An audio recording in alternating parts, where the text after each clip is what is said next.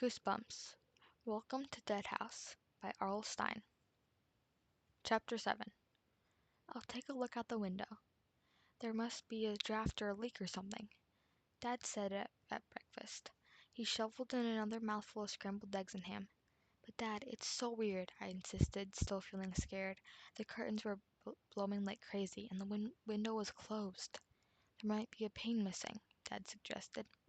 Amanda is a pain, Josh cracked, his idea of a real witty joke.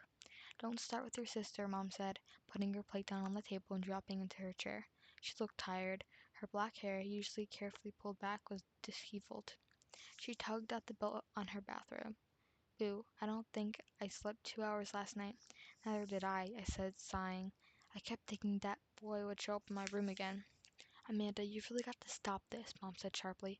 Boys in a room, curtains blowing. You have to realize that you're nervous and your imagination is working overtime. But Mom, I started. Maybe a ghost was behind the curtains, Josh said, teasing. He raised up his hands and made a ghostly ooh wail. Whoa. Mom put a hand on Josh's shoulder. Remember what you promised about scaring each other? It's going to be hard for all of us to adjust to this place, Dad said. You may have dreams about the curtains blowing, Amanda. You said you had bad dreams, right? The terrifying nightmare flashed back into my mind.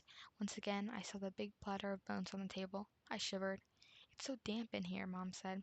A little sunshine will help dry the place out, Dad said. I peered out the window.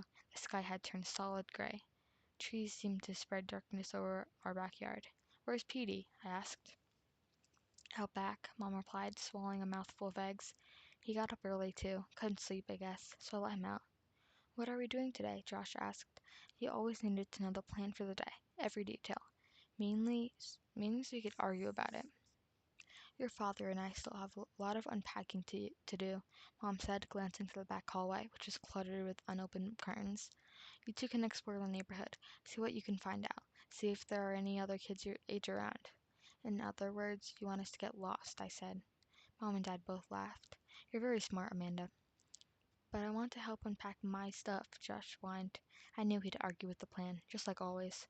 Go get dressed and take a long walk, Dad said. Take Petey with you, okay? And take a leash for him. I left one by the front stairs.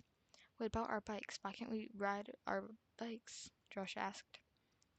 They're buried in the back of the garage, Dad told them. You'll never be able to get them.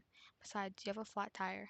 If I can't ride my bike, I'm not going out, Josh insisted, crossing his arms in front of his chest. Mom and Dad had to argue with him, then threaten him. Finally, he agreed for a short walk. I finished breakfast, thinking about Kathy and my other friends back home. I wondered what the kids were like here in Dark Falls. I wondered if I'd be able to find new friends, real friends. I volunteered to do the breakfast dishes since Mom and Dad had so much work to do. The warm water felt soothing on my hands and I sponged the dishes clean. I guess maybe I'm weird. I like washing dishes. Behind me, from somewhere in the front of the house, I could hear Josh arguing with Dad. I could just barely make out the words over the trickle of the tap water.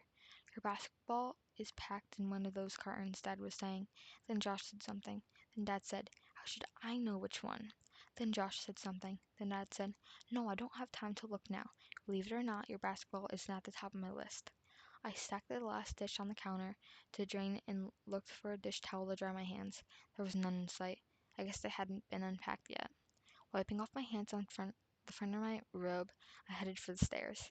I'll be dressed in 5 minutes, I called to Josh, who was still arguing with Dad in the living room. Then we can go out. I started up the front stairs and then stopped. Above me on the landing stood a strange girl about my age with short black hair. She was smiling down at me, not a warm smile, not a friendly smile, but the coldest, most frightening smile I had ever seen.